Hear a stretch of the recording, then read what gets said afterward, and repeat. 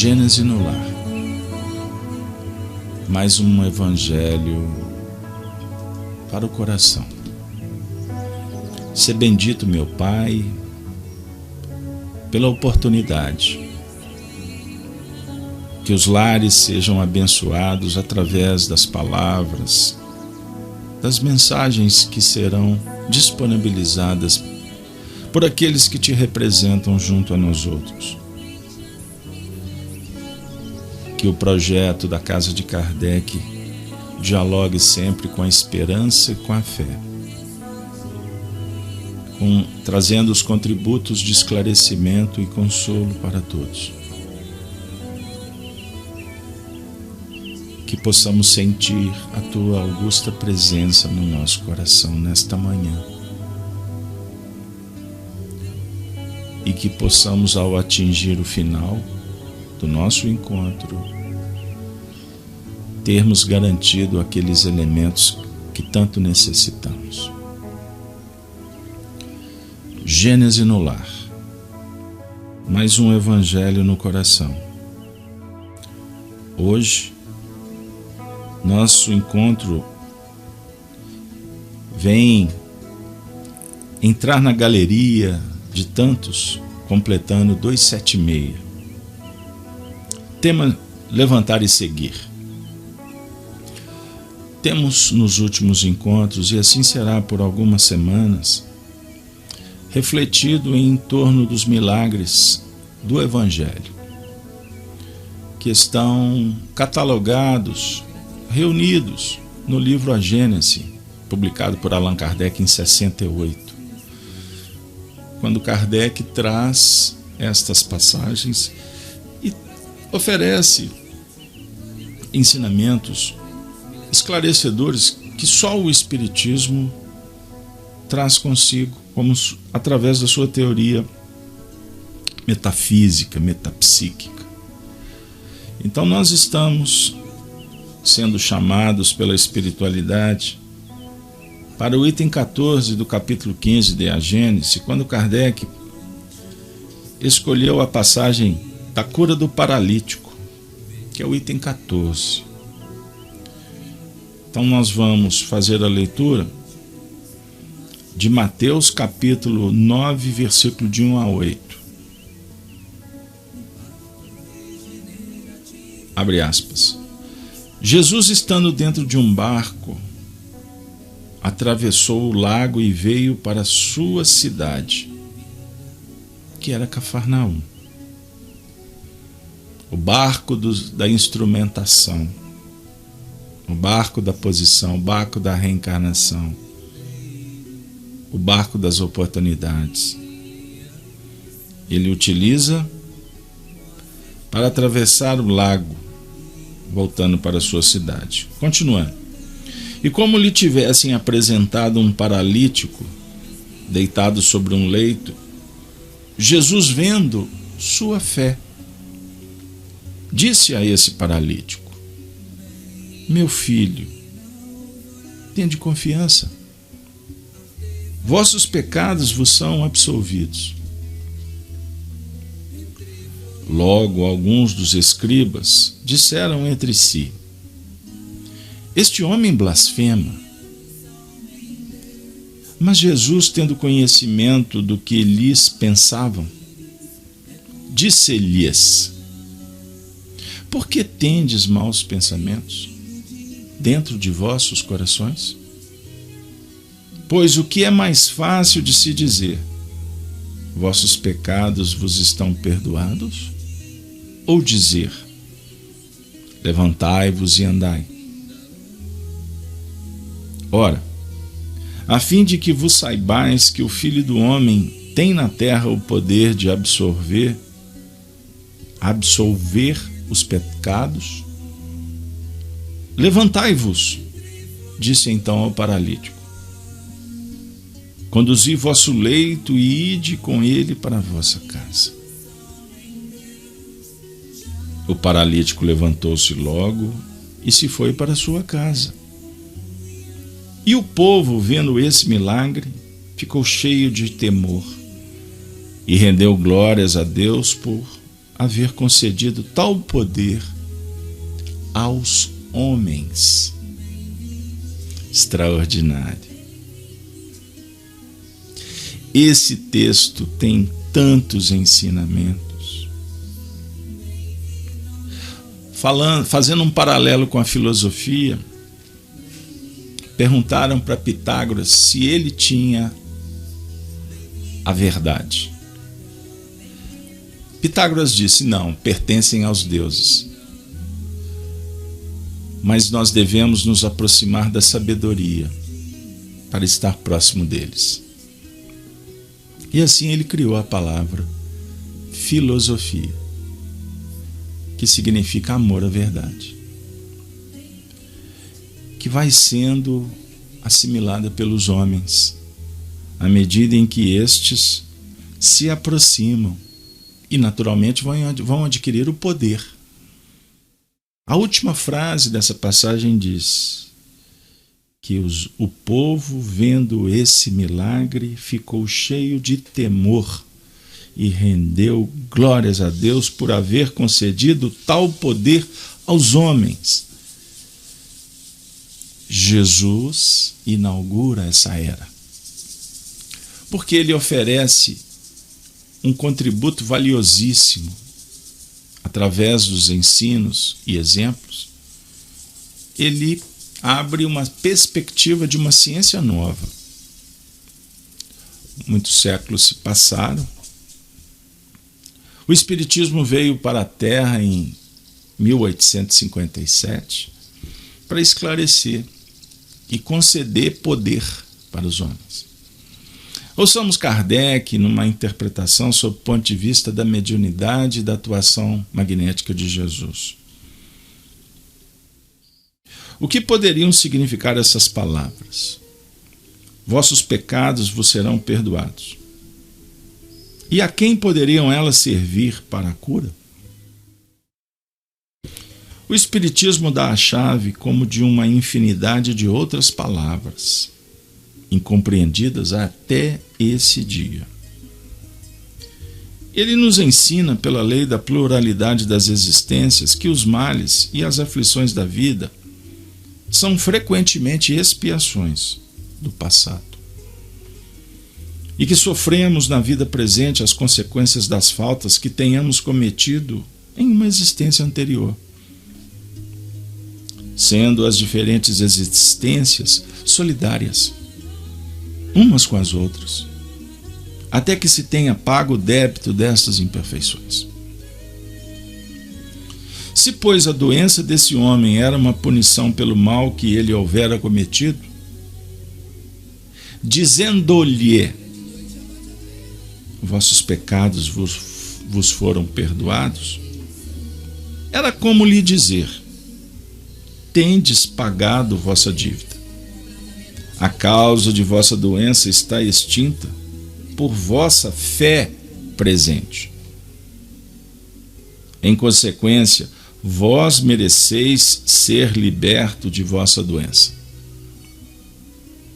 É por isso que ele disse aos escribas: tão fácil é dizer: vossos pecados são perdoados.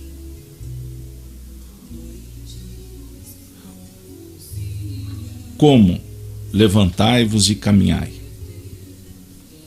A causa cessando, o efeito deve cessar. É o mesmo caso de um prisioneiro ao qual dissessem: vosso crime está expiado e perdoado. O que equivaleria lhe dizer: podeis sair da prisão. Observemos a atuação magnética de Jesus, poderosíssima, que vem corroborar com um instante propício em que estava findando um ciclo de aprendizado para o paralítico. Quando Kardec fala sobre o ensinamento que vamos adquirindo, compreendendo através da pluralidade das existências, sob o ponto de vista dos males e aflições da vida, que são frequentemente expiações do passado, a que sofremos na vida presente, as consequências das faltas que tenhamos cometido a uma existência anterior, ele quer trazer para a gente uma explicação sobre as expiações, que são provas escolhidas pelo Espírito imperfeito com o objetivo de superar suas imperfeições, pelo descondicionamento de seus hábitos equivocados, adquiridos e vícios. E isto ocorre depois de se conscientizar de que seu sofrimento é inerente à sua imperfeição e de que pode superá-los pela força de sua vontade nas oportunidades das reencarnações que se seguem. Qual o efeito para nós? O que essa passagem pode repercutir na nossa intimidade, nesse momento da nossa travessia terrena? Que existem várias paralisias. A paralisia física, a moral, a espiritual, que precisamos remediar, resolver, reparar. Lembrando que todas as doenças são, na verdade, manifestações das nossas escolhas, portanto, processos expiatórios que nós escolhemos como verdadeiras provas para o nosso crescimento. Uma doença que se estabeleceu resultante de um pensamento, de uma escolha, de uma atitude, de uma palavra, que gerou uma desarmonia e que compete a cada um lutar contra, superar, mas não se livrar, pois de uma forma milagrosa, instantânea, pois seria uma busca infantilizada.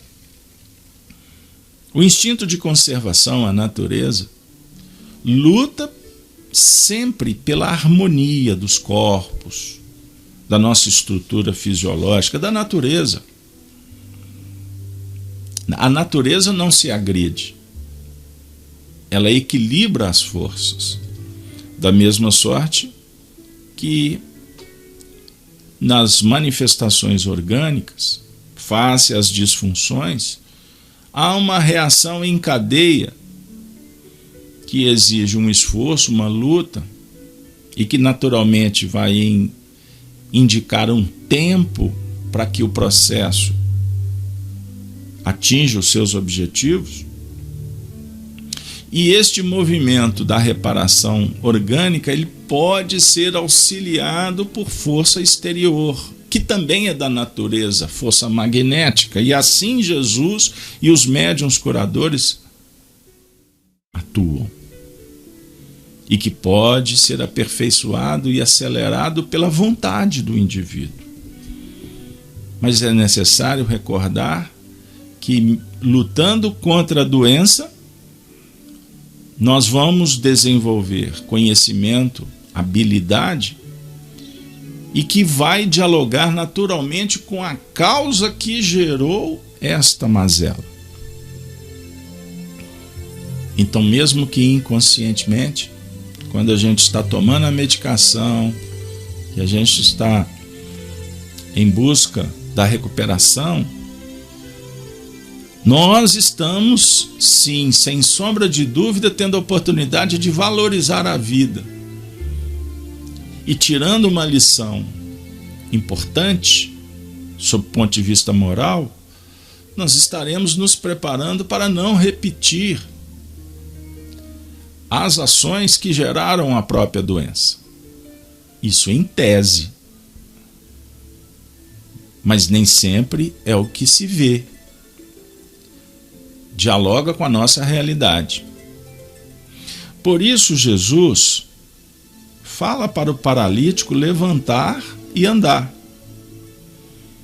Mas ele disse especificamente para o paralítico, que não tem nome, é um paralítico, a definir que ele está dialogando com a doença, com a mazela. Ele despersonaliza quando a gente traz a luz do Espiritismo. Conduzi vosso leito e ide com ele para a vossa casa. Isso é muito importante.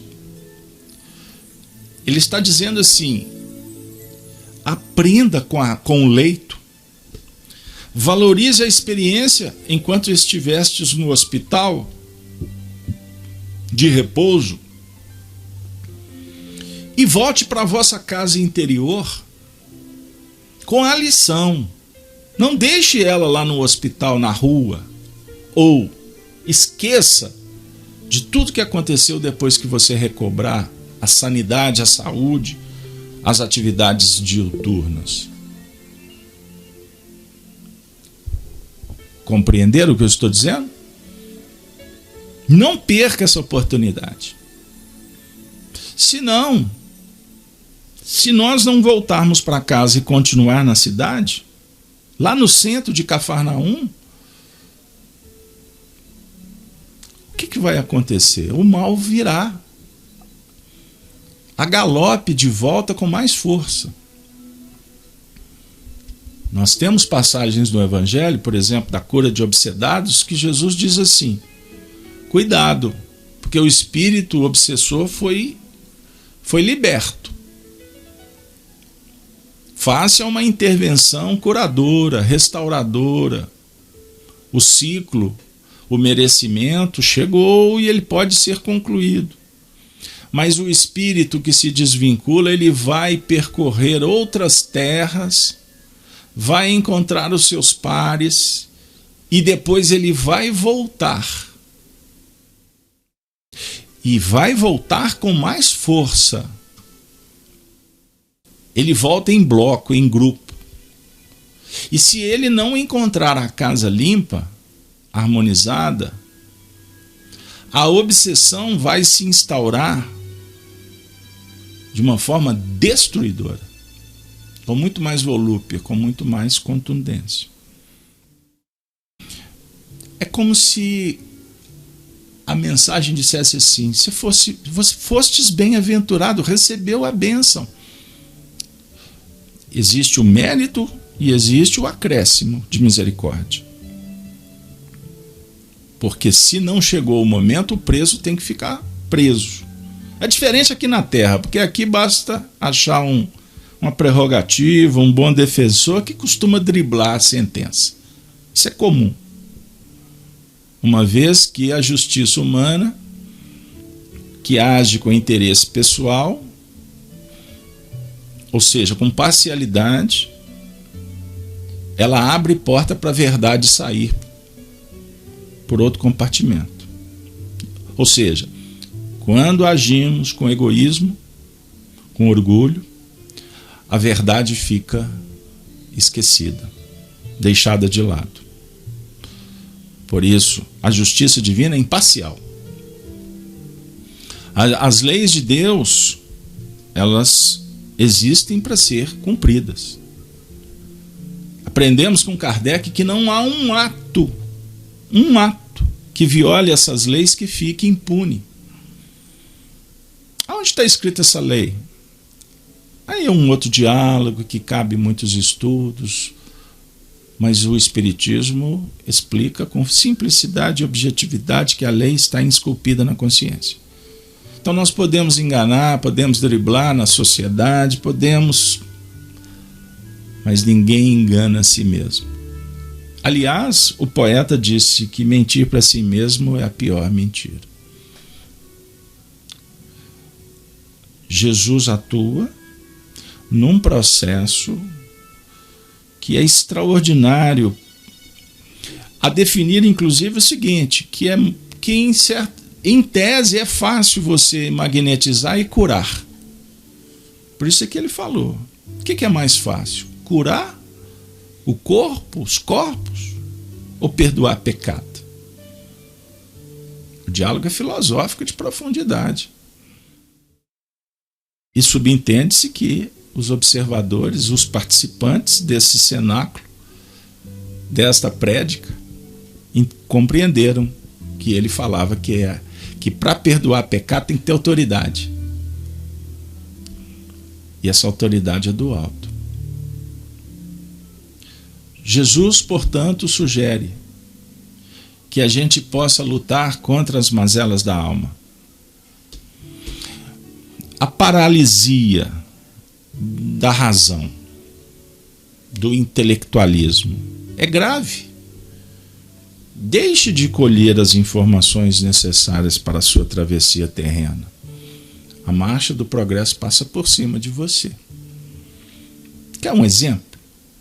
Quantas pessoas mais velhas que têm dificuldade com tecnologia estão sofrendo absurdamente porque precisam de recursos para tirar o dinheirinho do salário no final do mês. Tem que ir lá, tem que ter um cartão, tem que ter uma senha, tem que ir ao banco. Olha que sofrimento. Se elas não se adaptarem, não recebem o dinheiro. Ou vão continuar a dar o cartãozinho para receber só um percentual. Porque geralmente quem vai receber nesse mundo materialista, onde os homens não temem a morte, não estão dispostos a ouvir a consciência, nada nos surpreende. Não é verdade? Mas temos que adaptar. Então, se nós paralisarmos a razão, sob o ponto de vista de obter as informações necessárias para a jornada, nós vamos ser encurralados e vamos ser absorvidos por um sistema, e daqui a pouco a gente sai de cena. Uma vez que no mundo materialista, capitalista, hoje nós já somos números. A marca da besta. Não é chip não, tá? É uma marca. Nós somos números, deixando de ser pessoas e somos coisas. Somos objetos. Na visão da indiferença humana. Imaginemos a paralisia psicológica. O indivíduo que fecha as portas, cristaliza, para não dialogar consigo mesmo e analisar suas emoções, seus sentimentos. Isso é paralisia. O que vai acontecer com ele? Um exemplo. Ele não está nem aí se ele está maltratando alguém. As pessoas estão gritando: fulano, eu me basto.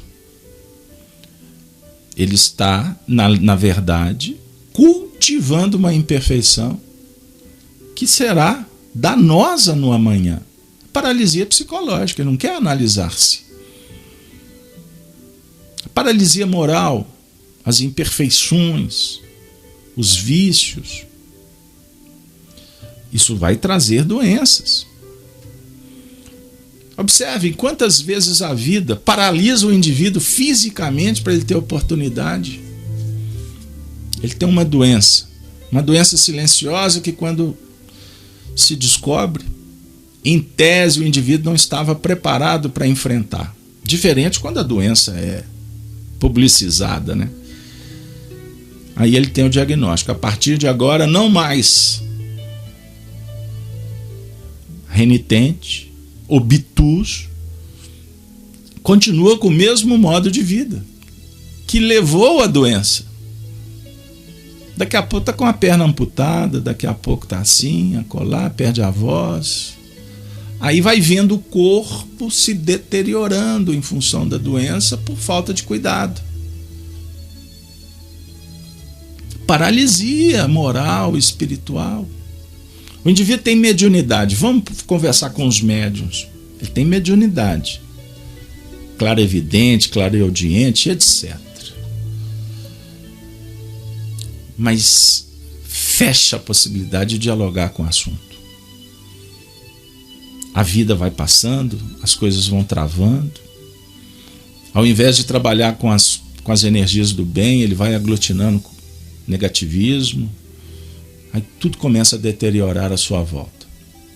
Ele pode ter dinheiro ou não. Se tiver dinheiro, a casa está um brinco, tudo do melhor, mas espiritualmente um inferno, um caos, e tudo só vai piorando. Qual é o final de vida? Caminha para a loucura, para as angústias complexas, as psicopatologias e etc. Agora vamos falar dos médiuns que trabalham com a mediunidade, mas que se paralisam também, fecham as portas para continuar aprendendo, para ouvir mais, para cuidar da sensibilidade, passam a ser autodidatas, autossuficientes, desvinculam de grupos aonde a crítica deveria auxiliar para filtragem, para aprimoramento. Ele vai paralisando, embora está no trabalho. Aí se torna um líder, daqui a pouco está com seguidores, multidão, mas completamente paralisado espiritualmente. E continua recebendo mensagens, mas aí você vai observar que vai perdendo o fôlego. E quais são os espíritos que passam a atuar? Infelizmente a gente vê isso no cenáculo público do espiritismo. Médiuns com a folha de serviço extraordinária e de repente entra em declínio. Passam a ser superentendidos por entidades que confundem o povo, que soltam teorias esdrúxulas. E se você, repito, for olhar a folha de serviço, são campeões de beneficência. Portanto, quanto mais conhecido, maior a responsabilidade. Chico Xavier foi um grande exemplo de humildade, de trabalho, de dinâmica, porque ele temia ficar entregue à ociosidade e às ilusões que a mediunidade traz. Em que se debate a alma do mundo dos mais variados ângulos da massa. Pessoal, Vemos a névoa da incompreensão. reflitamos, porque nós estamos sujeitos a paralisar um processo de evolução, a paralisar a nossa marcha. Com isso, Jesus vem ao nosso encontro para nos envolver. E graças a Deus a nossa resposta tem sido positiva. E por isso nós estamos soerguendo. A duras penas, mas estamos. Com isso, nós vamos agora trazer para junto do nosso espaço virtual o benfeitor Emmanuel, que trouxe uma página belíssima que está registrada no livro Levantar e Seguir, no seu prefácio. Ele diz assim: levantar e seguir. Vamos lá. Levantar, erguer, içar, altear são verbos sinônimos. No entanto, cada um, quando vocalizado, pede o objetivo para qual se dirige, indicando para que, onde, como e quando. Quando Jesus atendeu o paralítico, disse claramente: levanta-te e segue. Em síntese, o Divino Mestre convidava-o a erguer-se e seguir adiante, devidamente renovado, auxiliando os outros. Qual estava sendo auxiliado?